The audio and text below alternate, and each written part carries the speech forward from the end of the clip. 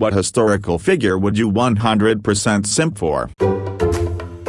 The Empress Theodora. Started as, basically a stripper and possible prostitute, ends up Empress of the Eastern Roman Empire, speaks up and protects women and religious minorities, and keeps her brilliant husband from going on tilt. So awesome a fake history was published accusing her of gangbangs in the Hagia Sophia and fucking demons and animals, just to tarnish her memory. It really strikes me how, when you go looking for it, there is a ton of minority representation in the ancient world. Across myth and history are trans people, a wide variety of races, every sexual and romantic minority under the sun, and stories of people from the humblest origins becoming heroes of history. And then people say it's all old white men. It's so much more than that. Not many people know this, but Ben was shredded when he was a young adult. He worked at a printing press and was constantly lifting heavy shit, and swam recreationally all the time. He was built like a fullback. He was also known to be a fuck machine. Here's a real quote of his. Because in every animal that walks upright, the deficiency of the fluids that fill the muscles appears first in the highest part, the face first grows lank and wrinkled, then the neck, then the breast and arms, the lower parts continuing to the last as plump as ever. TLDR, Ben was yoked and wasn't afraid to bang grannies. Just want to throw Mary Edwards Walker's hat onto the ring. She was a surgeon in the U.S. Civil War and the only woman to ever receive a U.S. Medal of Honor. They tried to rescind it in the 1910s, but she was like fuck off ... If you want it back, come pry it off me, and wore it pinned to her jacket every day for the rest of her life. She was also a founder of women's dress reform. Basically, she thought dresses were bullshit and insisted on wearing pants. One more picture because this old lady is such a badass and I love her. In Celtic culture, a warrior or hunter who harmed a hare would be cursed by the gods. For such a violent person to harm such a beautiful creature was not allowed, and they would lose all their courage. It's said before her first battle with the Romans she pulled a hare from under her skirt and let it loose in the direction of the Roman warriors. Her rebellion was a taxing time for the Romans, who later on changed their idea of Roman conquest of the Britain. Cultural expansion, not conquest. Boudica may not have freed her people, but the Romans lost their nerve in terms of conquest and took the slower, safer approach. Also his son, Theodore Roosevelt Jr. He was the only general to land at D-Day, and this was after he was denied permission twice and only was allowed because he annoyed his superior enough. When he landed, it turned out that they were in the wrong location. One of his junior officers asked what they should do and he famously responded, "We'll start the war from here." For the rest of the invasion he stayed on the beach, directing his troops under artillery and machine gun fire. He did all of this with a heart condition and severe arthritis. At 52.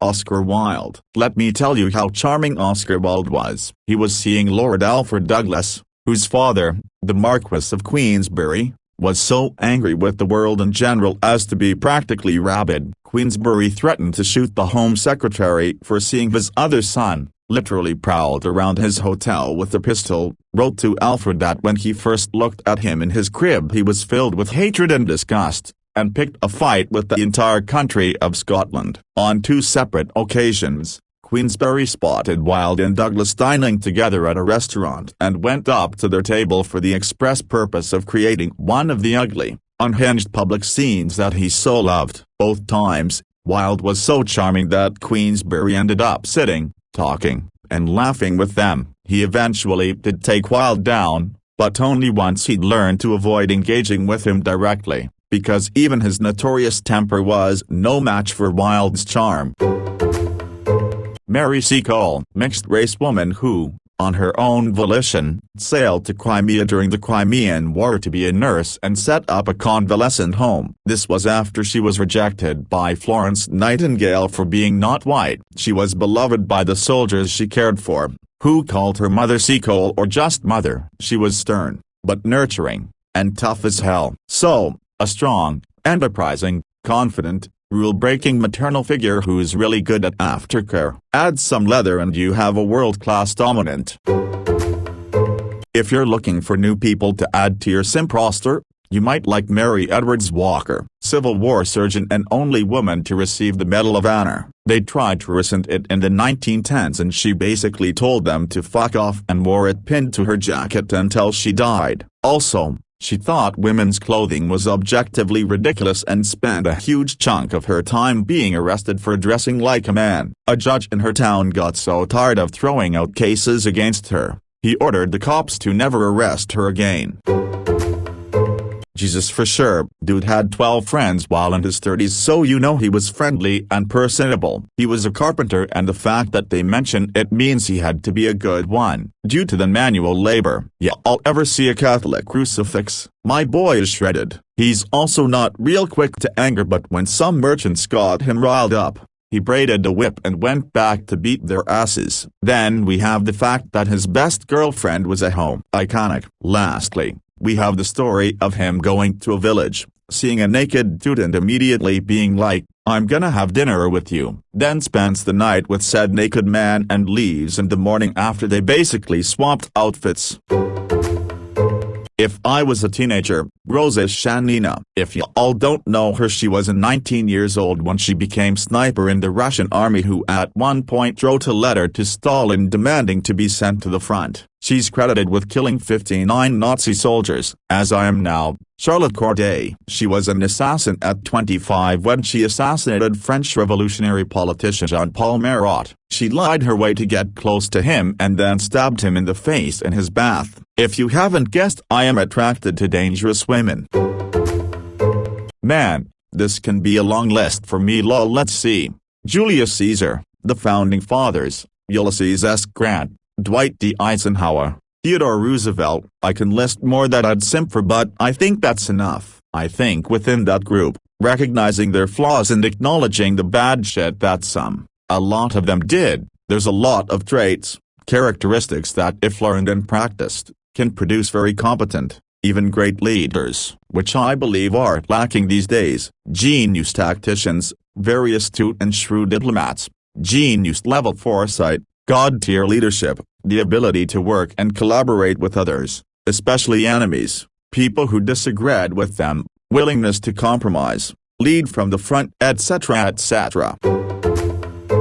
I'm a straight-ass dude, but probably Octavian Augustus Caesar. The man was fucking charismatic apparently, made himself a whole-ass emperor of goddamn Rome, a little cowardly in battle, but that's where homeboy Marcus Agrippa took over. Those two must have been fucking amazing friends. Cus Agrippa could have easily led the legion against Rome, but he never did any power plays and Octavian trusted the guy with his life and his army. I've seen a few simps for Julius Caesar, his uncle BTW, but Octavian was much more accomplished than Caesar ever was, at least in things not pertaining to warfare. Caesar is not known simply because his life was more exciting. Augustus, after defeating Mark Antony, led a pretty, relatively, boring life as emperor, made mad reforms to Rome, probably its best emperor. I simp for him hard.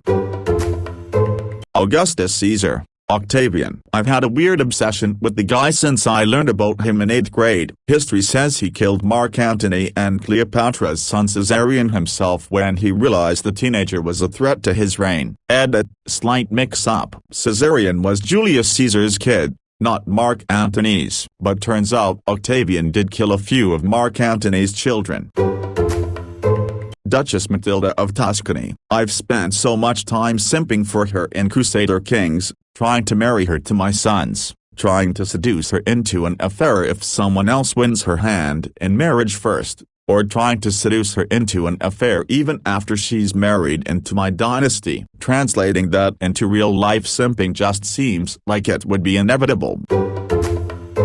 Mansa Musa. The scene from Aladdin where he marches into the city with a giant lavish caravan is 100% inspired by the account of Musa's pilgrimage to Mecca. From his wiki page, Musa made his pilgrimage between 1324 and 1325 spanning 2,700 miles, 36, 37, 38. His procession reportedly included 60,000 men, all wearing brocade and Persian silk, including 12,000 slaves, 39, who each carried 1.8 kilograms, 4 pounds, of gold bars, and heralds dressed in silks, who bore gold staffs, organized horses, and handled bags. Musa provided all necessities for the procession, feeding the entire company of men and animals. 35. Those animals included 80 camels, which each carried 23 to 136 kilograms, 50 to 300 pounds, of gold dust. Musa gave the gold to the poor he met along his route. Musa not only gave to the cities he passed on the way to Mecca,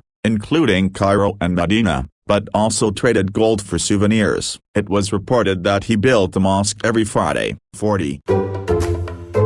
Julie Dobini. She would abscond with men's wives, sometimes seduce the men too. One of her more famous exploits was one of her girlfriends got sent to a monastery to become a nun, because her parents didn't approve of their relationship. Julie also joined the monastery. She and her girlfriend faked the girlfriend's death and burned down the monastery. George McGovern. He was the Democratic nominee in the 1972 presidential election. He was very similar to Bernie Sanders in that he wanted to cut military spending and focus more on environmental and domestic issues, and also strengthen and fix the welfare state. He also wanted to implement a form of UB. Unfortunately, the voters that year decided to give Richard Nixon a 49-state re-election landslide. We all know how great that second term of Nixon's presidency was. It's a shame he wasn't elected, because we would have made progress on so many important issues instead of being behind on so many.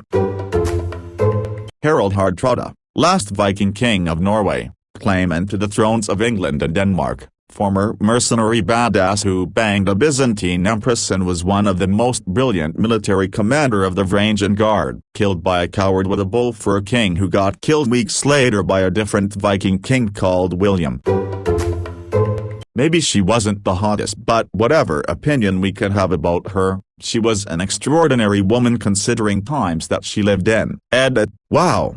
I see that angry 12-years-old are still down voting while seeing someone's personal opinion. Why ought her popla don't th include me? Edit 2. https://yahoo.co.uk/topics/politics/articles reports/2019/05/03/ Margaret Thatcher Public View 40 years. 40 years after Margaret Thatcher was first elected as Prime Minister, a new YouGov survey reveals that the Iron Lady is still seen as Britain's greatest post-war leader. Of the 14 PM since 1945, Thatcher tops the list with 21% of the vote, although second-placed Winston Churchill is within the margin of error on 19%. Tony Blair comes a distant third at 6%.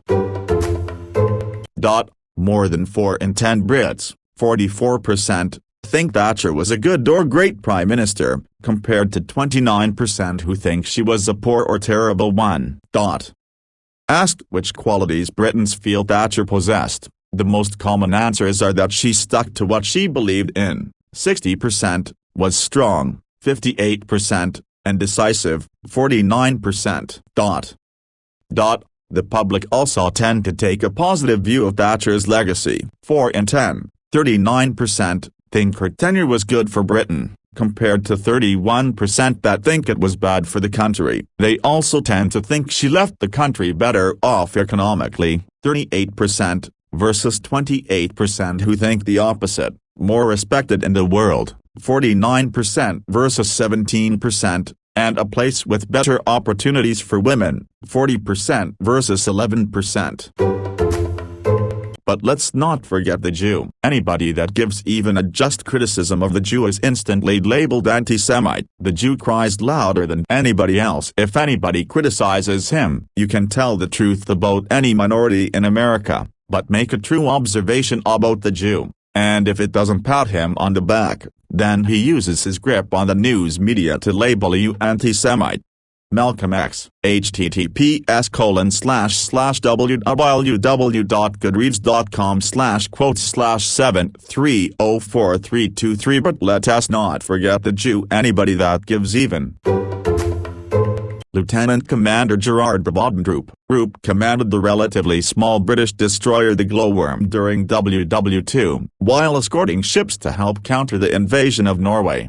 Glowworm became lost after having a man go overboard. Specifically, she was searching for the man, who was never found. Turning, she then made speed to catch up to the ships she was escorting. Spotting a pair of German destroyers, Roop ordered his ship to give chase. The German destroyers popped onto a rain squall. When Roop came through the squall, his ship was at near point-blank range to the Admiral Hipper heavy cruiser, a ship that dwarfed his destroyer. The cruiser was roughly 5 times the size of the destroyer. Rather than retreat, Roop ordered Glowworm to fight, laying smoke and using her small guns to rake the superstructure of Hipper, while also launching torpedoes. All the torpedoes missed, and before long Hipper had ranged in on the destroyer, and started to fire her massive 8-inch diameter guns at Glowworm. This wrecked the destroyer, knocking out all but one of its guns, causing the warning siren to get stuck on and giving a pitiful wail, and setting the destroyer ablaze. That's when Roop gave the fateful order, "Stand by to ram." Siren wailing, flames burning the length of the ship, and only her stern gun still firing.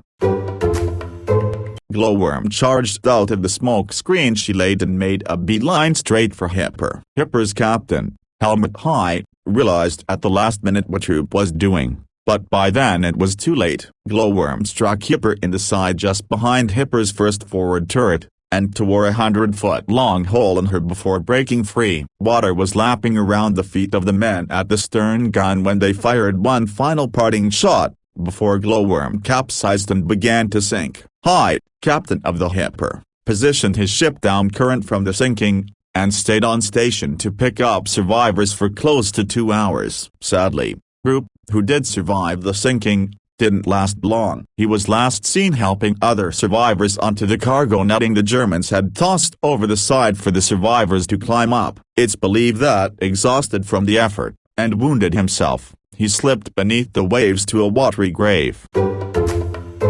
High was greatly moved by Roop and Glowworm's actions that day, so moved that to honor the defiant little destroyer, he ordered the crew to place a memorial to the fight on Hipper, painting the name Glowworm on the forward turret, roughly at the same place the little ship had attacked the Goliath before it. He also went on to write a letter directly to the British High Command, commending Roop for his and his ship's bravery against such odds, and the willingness to go down fighting when they could have just as easily turned and ran. High went on to note to the Admiralty that it would be a great injustice if they could not find it in their hearts to award Roop with the highest award the British could give, for his bravery that day. He then sent this letter to them through the neutral Red Cross. After the war, based on High's testimony, Roop was awarded the Victoria Cross for the actions of Glowworm that day, with most every man on the crew being given some kind of other bravery award. https://upload.wikimedia.org/wikipedias/comment/0/glowworm_and_flames.jpg. Glowworm in flames,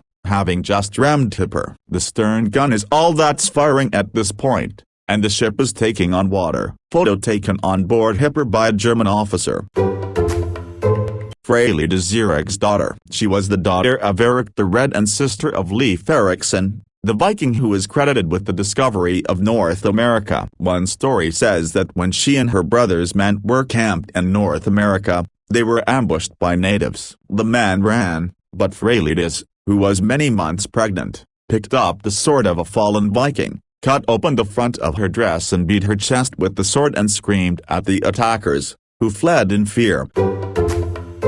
I forget which names, but I remember 3 cases of notoriously promiscuous queens, who wouldn't simp for royalty. One was an Asian emperor, one was somewhere in Europe, and I recall one was some obscure queen into giving golden showers and boning common folk. I think that one was Scottish or Welsh, something like that. Alcibiades, the hoiest ho who ever hoed. He was a powerful general and politician during the Peloponnesian War who basically was so sexy that he could convince anyone to do absolutely ridiculous things. Like after the big war, which they lost, he managed to convince Athens to build the largest fleet ever to invade Sicily for the hell of it. And then after that goes to shit, he goes to work for Sparta.